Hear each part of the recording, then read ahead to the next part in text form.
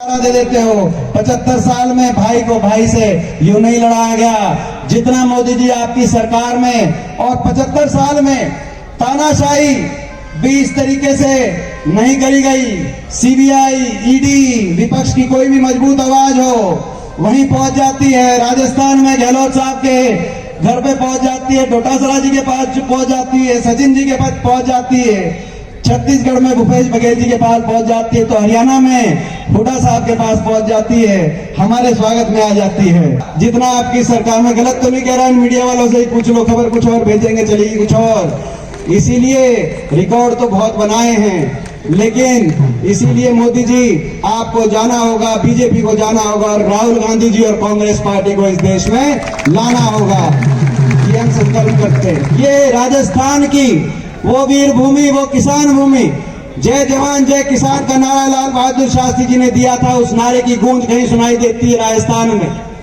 राजस्थान हरियाणा की वो ये भूमि है जहाँ जय जवान जय किसान जय पहलवान हम बोलते हैं हरियाणा में। मगर आपने क्या किया? ना तो जय किसान छोड़ा, ना जय जवान छोड़ा, ना जय पहलवान छोड़ा। किसानों के साथ इतना बड़ा अत्याचार, किसान आंदोलन मैं आपको बताना चाहता हूं, 1.5 साल तक आंदोलन चला। आज वही दिन है, आज के ही दिन, आज से 3 साल पहले मोदी जी प्रकट हुए टीवी पे और कहा ये 3 कानून मैं वापस लेता हूं। 750 किसानों के घरों के चिराग बुझने के बाद 750 किसान, किसी का बेटा था, किसी का बाप था, किसी का बच्चा था, वो शव वापिस आए उन धरनों से और मजाक उड़ाने का काम हुआ उस संसद में। मैं आपको बताना चाहता हूं, क्योंकि मैं आपका बच्चा, आपका भाई हूं, क्योंकि राजस्थान के 25 के 25 सांसद आपने बीजेपी को दे दिए। हरियाणा में भी 15 सांसद हैं, राज्यसभा लोकसभा के 14 बीजेपी के। एकमात्र विपक्ष के सांसद के रूप में जब मैं आवाज उठाता था, उन धरनों पे हम लड़ाई लड़ रहे थे, किसान की भविष्य को बताने के लिए लड़ाई लड़ रहे थे। हर रोज शव वापिस आते थे, किसी के आंसू पहुंचते थे, और अगले दिन जब संसद में जाके आवाज उठाते थे तो पूरी बीजेपी मजाक उड़ाती थी। राजस्थान में कोई उसकी गवाही देने के लिए आपके बीच में नहीं आएगा। हरियाणा में मैं एकमात्र विपक्ष का सांसद था, मैं गवाही ना दूं आपके बीच में इस पंचायत में, टीवी में मैं कहां दूं गवाही? मजाक उड़ाते थे, मैं कहता था कि इनको किसान की बात मानो, बोला नहीं मानेंगे। फिर हम कहते थे किसान मानो, पर नहीं मानेंगे तो उपद्रवी हैं, ये तो आतंकवादी हैं। तो किसान को कम से कम इंसान मानो, सहानुभूति के 2 शब्द जरूर कह दो। अगर किसी धरने पे तबीयत खराब हो जाए तो शासन में हड़कंप आ जाता है। यहाँ 750 शव उठ गए इन धरनों से, कम कह दो इनकी बात नहीं मानते, लेकिन हमें दुख है किसी का चला गया तो वह नहीं मानेंगे, तो देशद्रोही बताया गया।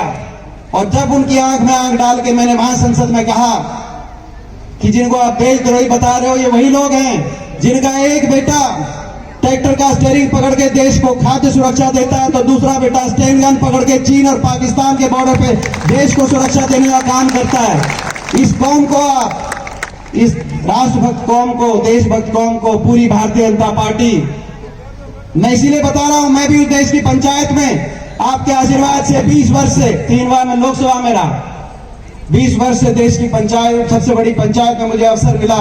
हरियाणा के लोग, जिस अडानी और अंबानी की, नरेंद्र मोदी की मार्फत हमारी जमीनों पर नजर है, उसको छीन लेना चाहते हैं। उस जमीन को बचाने का ये चुनाव है, और उस चुनाव में आहुति देने के लिए कि वो चुनाव ऐसा बने कि जमीन और जमीन पर नजर रखने वालों को हम हिंदुस्तान की सत्ता से भगा दें। इसीलिए हमने ये तय किया कि हम कांग्रेस पार्टी के उम्मीदवार का समर्थन करें।